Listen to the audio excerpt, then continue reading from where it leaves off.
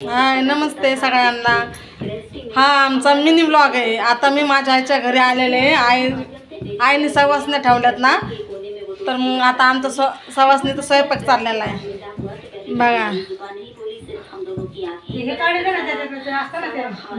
इथं ढमाताई पुरण वाटते, इथं आई निवद बनवते बघा, आणि इथं प्रशांत मसाला वाटतोय, प्रशांत लाजतोय, आणि मी आता आमटीला तडका देणार आहे, त्यावर ते मसाला वाटतोय, आणि इथं आपले निवद बनतात आहे का नाही, मोठ्याच्या बनायचं।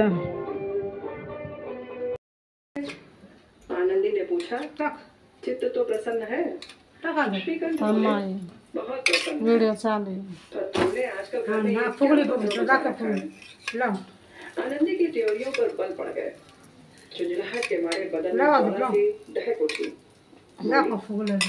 जिसने तुमसे ये आग लगाई है उसे पाऊं तो बघा कशी पोळी फुगली का नाही मस्त।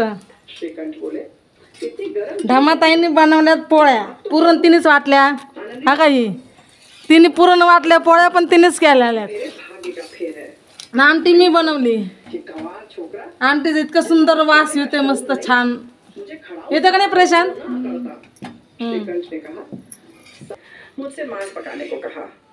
अब घी हांडी में पाव भर से अधिक न था, वो सब मैंने मांस में डाल दिया, और जब वो खाने बैठा तो कहने लगा, दाल में घी या तुम्ही पोळ्या खायला। बस इसी पर मेरे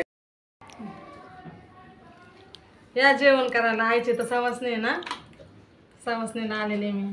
आमटी, भात, पोळी मस्त, भजे, कुरड्या, पापड, आणि गुळवणी पण केलेली, पण गुळवणी मला नाही आवडत, गोड आहे ना लय।